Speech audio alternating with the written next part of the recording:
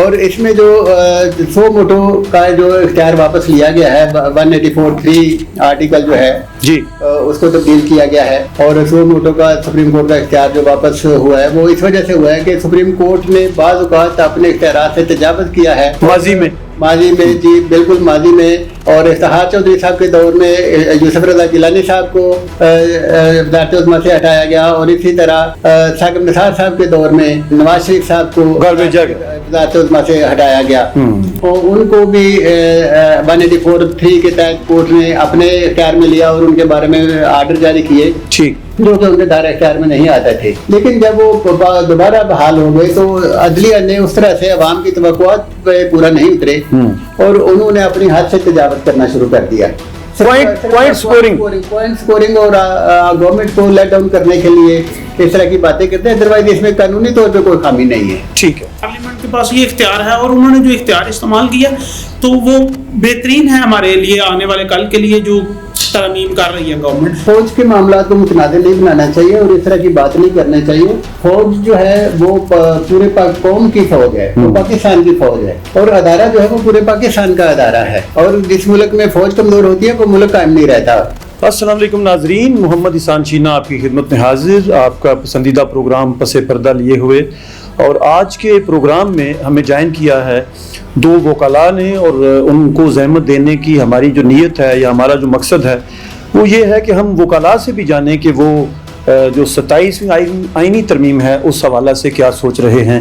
آپ کو پتہ ہے کہ قومی اسمبلی کے ساتھ ساتھ سینٹ سے یہ جو 27ویں آئینی ترمیم ہے یہ پاس ہو چکی ہے، اور اس وقت ظاہر ہے اب یہ چند ایک دن بعد اس پہ پریزیڈنٹ کے دستخط ہو جائیں گے، جس کے بعد یہ قانون کا حصہ بن جائے گی۔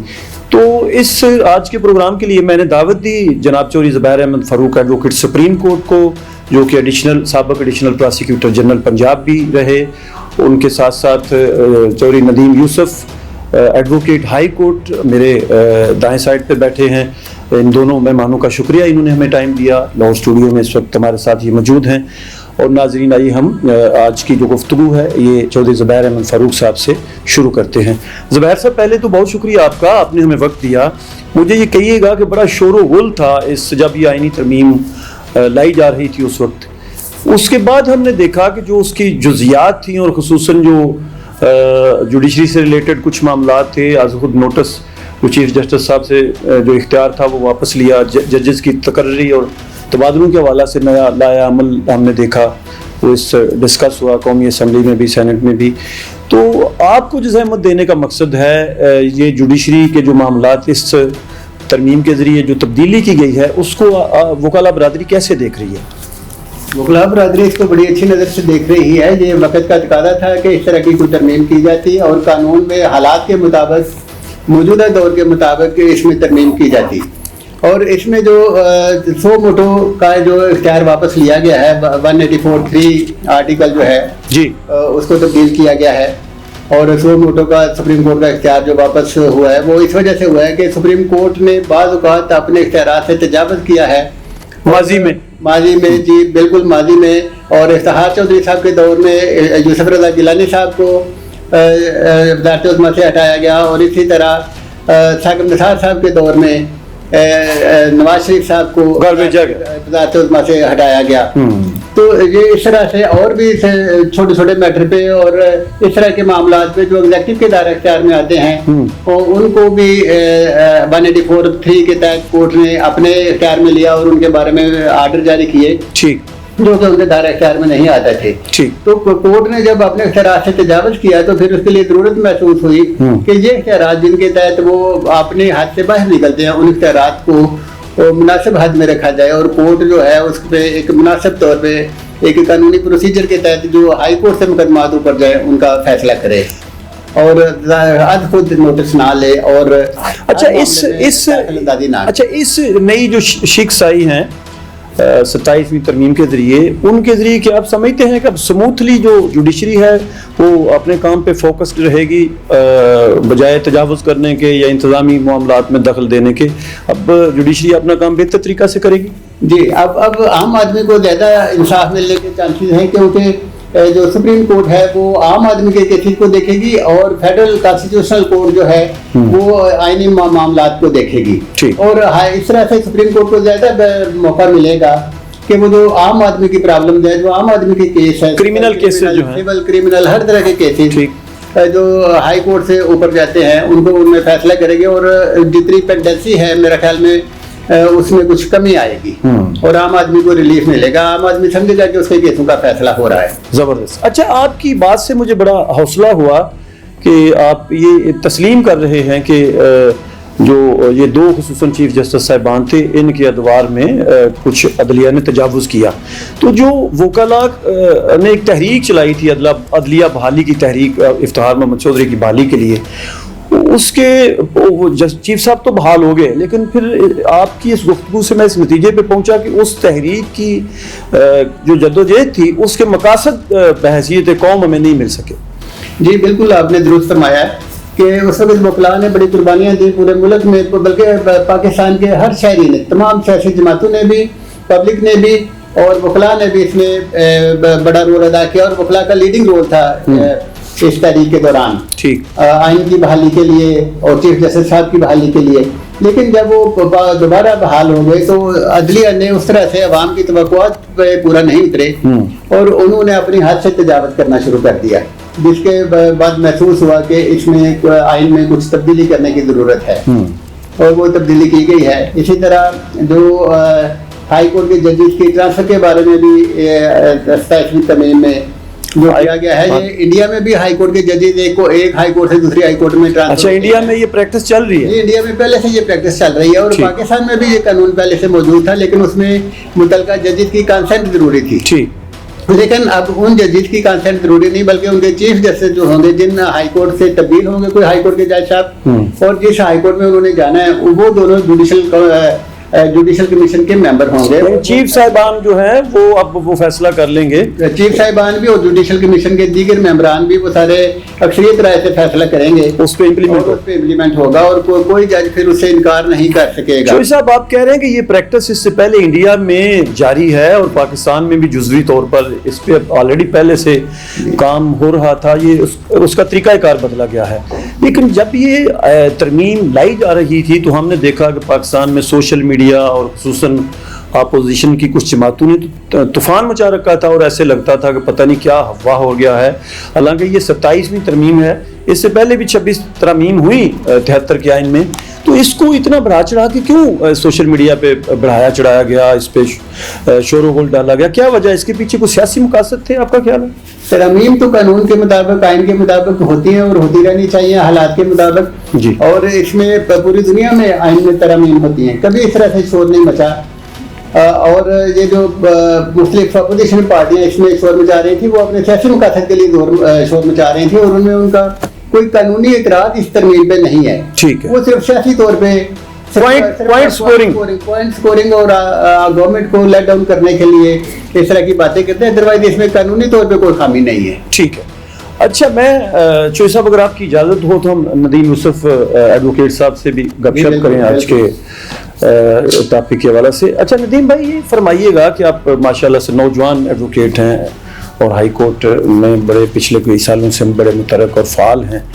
ये जो चौधरी साहब ने वजूहात बयान की, इन वजूहात से आप भी मुतफिक हैं या आपकी कोई राय इससे मुख्तलिफ है? और आपका जो भी नुक्ता नज़र है हम वो से खुशदिली से सुनना चाहेंगे।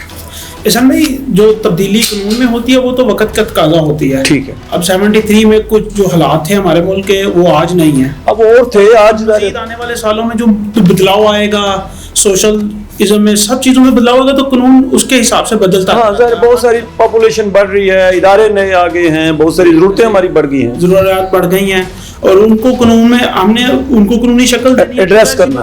पार्लियामेंट के पास ये इख्तियार है और उन्होंने जो इख्तियार इस्तेमाल किया तो वो बेहतरीन है हमारे लिए, आने वाले कल के लिए जो तरमीम कर रही है गवर्नमेंट। और गवर्नमेंट ने हर लिहाज से हर एक सिंगल पर्सन को भी सोचना होता है, तो इस हवाले से कोई ऐसी इसमें कोई बड़ी बात नहीं है और ऐसी कवानीन तमाम दुनिया में चल रहे हैं। यानी ये तरमीम, ये जो 27वीं तरमीम है, ये भी एक रूटीन का हिस्सा है, वक्त का तकाजा है। अच्छा, फर्ज करें जो इसके, जिस तरह अभी ज़ुबैर फ़ारूक साहब कह रहे थे कि وکلاء کی جو عدلیہ بحالی تحریک تھی اس کے مقاصد نہیں مل سکے، اور جس کے بعد یہ تحریک نئی جو ترمیم ہے یہ لانا پڑی. تو اس کے بعد کچھ جو ہمارے بھائی ہیں ان کا کہنا ہے کہ اب جو جوڈیشری ہے وہ اس کو بھی جو یہ بیوروکریٹ ہیں ان کی طرف پر ڈیل کیا جائے گا. تو کیا اب سمجھتے ہیں کہ کسی نہ کسی حد تک یہ امکان ہے کہ ہمارے جو سیاستدان ہیں یا باقی جو طاقتور ادارے ہیں وہ اب ماضی میں عدلیہ تجاوز کرتی رہی اور اب آئندہ آنے والے دنوں میں عدلیہ کو نیچے لگانے کے لیے ہمارے حکمران تجاوز کر سکتے ہیں؟ اس حوالے سے کوئی امکان ہے؟ احسان بھائی دیکھیں، جیسے عدلیہ نے اپنے اختیارات سے تجاوز کیا مختلف جگہوں پہ مختلف ادوار میں، آپ نے جو ہمارے انسٹیٹیوشنز تھے دیکھیں، عدلیہ پارلیمنٹ کے اختیارات کو بھی استعمال کرتی رہی ہے پچھلے کچھ عرصہ میں، اور بیوروکریسی کے اختیارات تو ایسے ہی تھے جیسے چیف جسٹس صاحب جو ہیں وہ اپنے سب کچھ ہیڈ نہیں ہے، بیوروکریسی کے ہیڈ ہے. ہاں، وہ جس کو چاہتا تھا بلا لیتے تھے. اس سے کچھ یہ بیلنس ہو جائے گا، چیزیں بیلنس ہوگی، چیزیں اداروں کے درمیان جو ہے فہم و تفہیم بڑھے گی، جو کوآرڈینیشن آپ سمجھیں ورکنگ کوآرڈینیشن بڑھے گی. اس طرح کھینچا تانی ختم ہو جائے گی. جو ایک عدالت کا جوڈیشل پاور تھا، جوڈیشل سسٹم تھا، کہ وہ جوڈیشل سے زیادہ ہمیں جو ہے نا وہ نظر آتے تھے اپنا بیوروکریسی کی طرح. ٹھیک ہے. تو اس لیے وہ اس کا جو ہے نا وہ معیار ایک بیلنس ہو جائے گا. اچھا، اب ہم زبیر فروخ صاحب سے بات کریں. چوہی صاحب، دوبارہ میں آپ کی طرف آتا ہوں. مجھے یہ کہیے گا کہ اسی ترمیم میں آرمی ایکٹ جو ہے اس کی جو شیک نمبر 243 تھی اس میں بھی بدلاؤ کیا گیا ہے، اور ایک عہدہ ختم کیا گیا ہے، اور ایک نیا عہدہ جو ہے وہ چیف آف ڈیفنس فورسز کے نام سے ایک نیا عہدہ جو ہے وہ متعارف کروایا گیا ہے. تو اس جو آرمی ایکٹ ہے اس میں تبدیلی جو ہے ظاہر ہے وہ تو آرمی کی ڈیمانڈ ہوگی، اور اس کے بعد پھر جب آرمی کی طرف سے اس طرح کی تجویز کو آئے گی تو حکومت نے تو اس کے انتظامات کرنے ہی ہیں. تو اس کو بھی متنازع بنانے کی کوشش کی گئی ہمارے سیاستدانوں کی طرف سے. اسے آپ کیسے بطور سینئر وکیل کے دیکھتے ہیں؟ فوج کے معاملات کو متنازع نہیں بنانا چاہیے اور اس طرح کی بات نہیں کرنا چاہیے. فوج جو ہے وہ پورے قوم کی فوج ہے، وہ پاکستان کی فوج ہے، اور ادارہ جو ہے وہ پورے پاکستان کا ادارہ ہے. اور جس ملک میں فوج کمزور ہوتی ہے وہ ملک قائم نہیں رہتا. وہاں کے عوام کو بھی پرابلم جو رہتے ہیں وہ فیس کرتے ہیں. وہ بالکل ٹھیک. فوج کے معاملات کو اس طرح سے جان بوجھ کے متنازع نہیں بنانا چاہیے، اور یہ فوج کی بھی ڈیمانڈ تھی اور وقت کی بھی ضرورت تھی. اچھا، یہ آپ جیسے ابھی ندیم یوسف صاحب بات کر رہے تھے کہ بہت ساری چیزیں بدلی ہیں، تو ظاہر ہے اب جو وارفیئر ہے، انداز جنگ ہے، اس میں بھی بہت ساری نئی تبدیلیاں آئیں. کہ مئی کی جنگ جو ہماری بھارت کے ساتھ ہوئی، اور ہم نے الحمدللہ پاک فوج کی قربانیوں اور اللہ کے کرم سے ہم نے بھارت کو شکست فاش دی، اس میں ہم نے دیکھا کہ نئی بہت ساری چیزیں جو ہیں وہ اب وارفیئر کا حصہ بنی ہیں.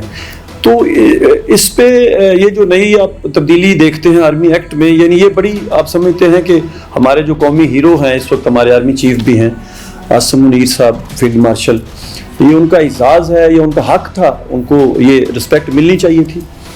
جو قوم کے ہیرو ہیں ان کی رسپیکٹ کرنی چاہیے. اور جنرل عاصم منیر صاحب نے جس طرح سے اپنے سے کئی گنا زیادہ بڑے دشمن کو شکست فاش دی ہے، اور پوری دنیا نے ان کو اپریشیٹ کیا ہے، اور ان کی قابلیت کو اور صلاحیتوں کو انہوں نے سراہا ہے. اور امریکہ جیسا ملک نے بھی سراہا ہے. انہوں نے کہا کہ ان جیسا فیلڈ مارشل جو ہے یہ ایک بہت شاندار کام انہوں نے کیا ہے، اور بہت بڑے دشمن کو انہوں نے شکست دی ہے. بلکہ امریکی صدر نے تو بار بار ان کا تذکرہ کیا ہے، اور انہوں نے کہا کہ ان جیسا فیلڈ مارشل اور ان جیسا فوجی جنرل وہ دنیا میں بہت کام آئے ہیں. اور انہوں نے جو رول پلے کیا ہے یہ پوری قوم پہ ایک احسان ہے، اور پوری قوم میں انہوں نے ایک روح پھونکی ہے. اور اپنے ہیروز کو جو ہے ان کی ستائش کرنی، ان کی حوصلہ افزائی کرنی اور ان کو اعزاز دینا یہ لازمی اور ضروری ہو جاتا ہے. جو قوم اپنے ہیرو کو بلا دیتی ہے وہ قوم پھر آگے ترقی نہیں کر سکتی. اور ان کو فیلڈ مارشل کا جو اعزاز ملا ہے یہ اس طرح سے کوئی نہیں ہے کہ یہ ایکٹیو کوئی جاب ہے، بلکہ یہ ایک اعزاز ہے جو اعزازی طور پہ یہ پوری لائف کے لیے ہے. اور دوسرے ممالک میں بھی جس طرح فیلڈ مارشل مونٹگمری ہے اور اسی طرح دوسرے انڈیا میں بھی فیلڈ مارشل مانک شاہ اور دیگر ممالک میں بھی جو فیلڈ مارشل ہوتے ہیں وہ کوئی ایکٹیو اس طرح سے اس کی کمانڈ میں نہیں ہوتے اور وہ ان کے معاملات کو ٹرانسفر پوسٹنگ کو نہیں دیکھتے، بس وہ ایک رسپیکٹ ہے اور قوم کی طرف سے ایک رسپیکٹ اور ایک آنر ہے۔ اور ہم بھی چونکہ ہم جنرل عاصم منیر صاحب ہمارے ہیرو ہیں اور ان کو فیلڈ مارشل کا اعزاز ملنا یہ پوری قوم کے لیے فخر کی اور خوشی کی بات ہے اور ہم اس کو سراہتے ہیں۔ چلیں، بہت زبردست آپ نے بات کی۔ اچھا، مجھے جاتے جاتے ایک اور چیز بھی میں آپ سے پوچھنا چاہوں گا کہ ہم نے عادت سی بنا لی ہے کہ ہر بات کو ہم نے متنازع بنانا ہے، ہر بات پہ ہم نے جھگڑے ڈالنے ہیں۔ اس وقت ہم اگر دیکھیں تو ایک طرف ہمارے افغانستان ہے جس کے ساتھ ہماری جھڑپیں جاری ہیں، پاکستان میں دہشت گردی کے بھی کچھ واقعات ہوئے ہیں ابھی 1-2 دن پہلے، اور دوسری سائڈ پہ ہمارا ازلی دشمن انڈیا ہے۔ تو ہم دشمنوں میں گھرے ہوئے ہیں، اس کے باوجود ہمارے جو کچھ سیاسی حلقے ہیں یا سوشل میڈیا کے کچھ نادان ہمارے جو ویلاگرز ہیں وہ بجائے دشمن کو کاؤنٹر کرنے کے وہ اپنے ہی اداروں کے پیچھے پڑے رہتے ہیں۔ تو اس حوالے سے میں چاہوں گا کہ آپ قوم کو کوئی پازیٹیو میسج دیں، ہمارے نوجوانوں کو، ہمارے بھائیوں کو، ہمارے بچوں کو۔ اس سلسلے میں یہ کہوں گا کہ ہمیں اپنی فوج کو سراہنا چاہیے، اپنی فوج کا ساتھ دینا چاہیے۔ ہم اپنی فوج کے ساتھ ہیں، پاک فوج کے ساتھ ہیں، پاکستان کے تمام اداروں کے ساتھ ہیں۔ پاکستانی گورنمنٹ اور پاکستانی فوج نے مل کے جس طرح اپنے سے بڑے ملک کو شکست فاش دی ہے اور اسی طرح جو دہشت گردی پاکستان سے ہو رہی تھی اس کو بھی کافی حد تک انہوں نے کنٹرول کیا ہے۔ اس میں پاکستان کی جو آرمڈ فورسز ہیں ان کا بہت بڑا کردار ہے کہ انہوں نے افغانستان کی دہشت گردی کو بھی انہوں نے کہا کہ یہ ہمارے لیے قابل برداشت نہیں ہے اور اس کو اگر افغان گورنمنٹ نہیں روکے گی تو پھر ہم اس کو روکیں گے اپنے طریقے سے۔ اور انہوں نے بتایا ہے کہ پاکستان یہ معمولی ملک نہیں ہے، یہ دنیا میں اس کا ایک مقام ہے، ایک عزت ہے اور کوئی ملک اس کی طرف بری نگاہ سے نہیں دیکھ سکتا۔ اور اس وجہ سے ہمیں اپنی آرمڈ فورسز کو، تمام آرمڈ فورسز کو سراہنا چاہیے، ان کا ساتھ دینا چاہیے اور ان کے ساتھ مکمل تعاون کرنا چاہیے۔ بہت شکریہ چوہدری صاحب، آپ ہمارے مہمان بنے۔ ناظرین، یہ تھے چودھری زبیر احمد فاروق۔ اسی طرح ہمیں ندیم یوسف چینا نے بھی جوائن کیا اور ہمارے ساتھ گپ شپ کی۔ میں امید کرتا ہوں کہ آج کی ہماری نشست آپ کو اچھی لگی ہوگی۔ مجھے محمد احسان چینا کو میرے دونوں مہمانوں کے ساتھ اجازت دیجیے۔ اپنا بہت سا خیال رکھیے گا۔ اللہ آپ کا حامی ناصر۔ بہت شکریہ۔